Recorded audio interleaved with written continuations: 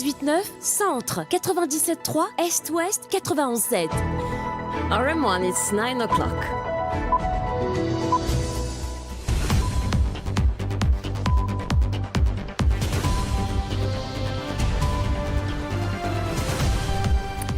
The news presented by Ayrece Stewart. Good morning, Ayrece. Good morning, Sophie. What is the current state of the news headlines? Priscilla Matura appointed governor of the Bank of Mauritius in surprise move confirmed by the presidency.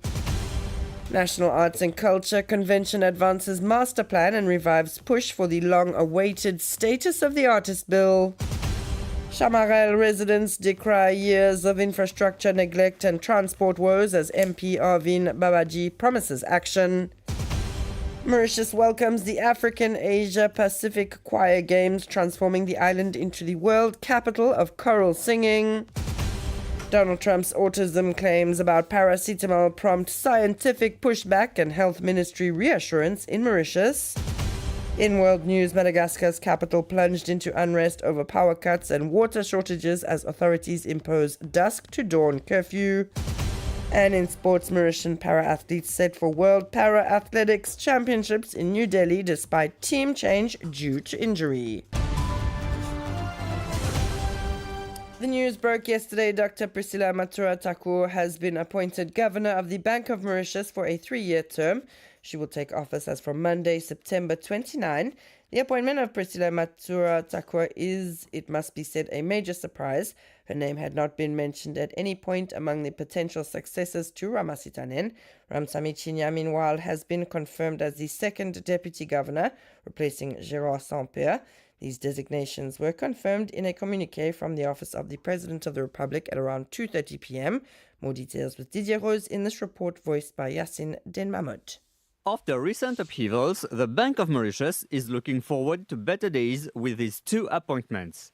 An experienced economist, Priscilla Matura has built an international career at the IMF. Since joining the institution in 2009, she has worked in several key IMF departments before being assigned in 2023 as resident advisor on macroeconomic and financial policies at the Africa Training Institute based in Mauritius. She holds a PhD in economics from the University of Oxford and is recognized for her research on inequality and inclusive growth. Her deputy, Ramsamy Chinya, is a familiar figure at the central bank. Having joined in 1983, he has devoted more than 4 decades to the institution, where he currently serves as director of the supervision department. His appointment extends a career that was initially set to end with his planned retirement next year. Several ministries are engaged in major projects this year, arts and culture included. Through its national convention, Minister Mahen Gundia aims to tackle the sector's pressing challenges and respond to artists' long-standing concerns, from proper recognition and the protection of their rights to improving their financial security.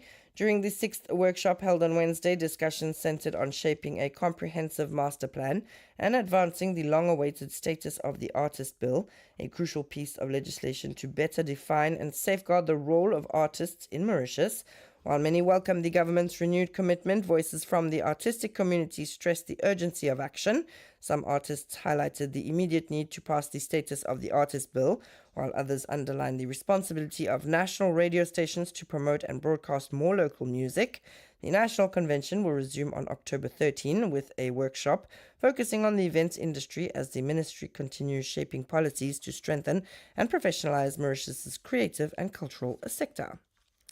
In Chamarel, residents no longer know where to turn. They face multiple public infrastructure issues, access to running water, but most urgently a serious public transport problem. According to some residents, buses refuse to serve the village. A letter listing their grievances has been submitted to the Rivière Noire District Council. Meanwhile, these requests have not fallen on deaf ears. The MP for the region, Arvin Babaji, notes that these problems go back about 10 years. However, he says he has already taken steps to help relieve residents' hardships.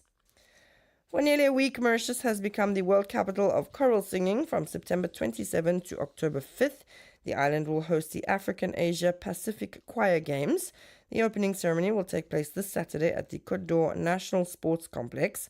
For 9 days, choirs from Mauritius and abroad will perform in iconic venues such as the MGI and the Côte d'Or Arts Centre. On the program, competitions, gala concerts, workshops, and friendship concerts in several shopping centres around the island. And in other news, Donald Trump's remarks about autism and certain medications continue to cause reactions. The US president claimed that paracetamol, known under the brand Tylenol, taken during pregnancy could be linked to an increased risk of autism in children.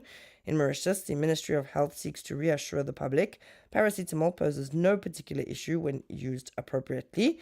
These statements from Donald Trump come as scientists reiterate that there is currently no solid causal evidence linking paracetamol use during pregnancy to autism. Laura Augustine, president of the Mauritius Autism Association, confirms this. And it's 9:06. You're listening to RM1. We move international now, where authorities in Madagascar have imposed a dusk to dawn curfew in the capital Antananarivo following protests against frequent power outages and water shortages that turned violent. Hundreds of protesters took to the streets on Thursday to voice their anger over persistent power cuts, which often leave homes and businesses without electricity for over 12 hours.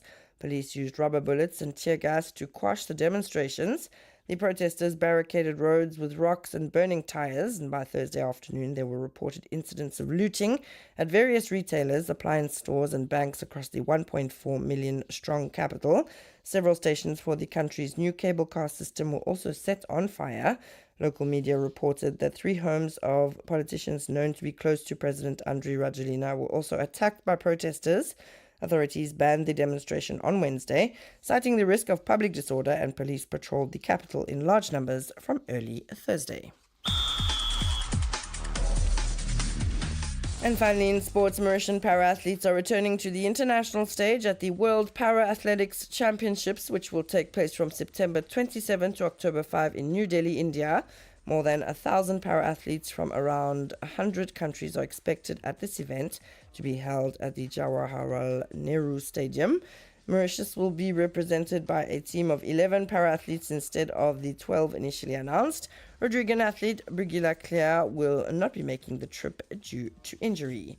That's all from me this morning. Thanks so much for listening.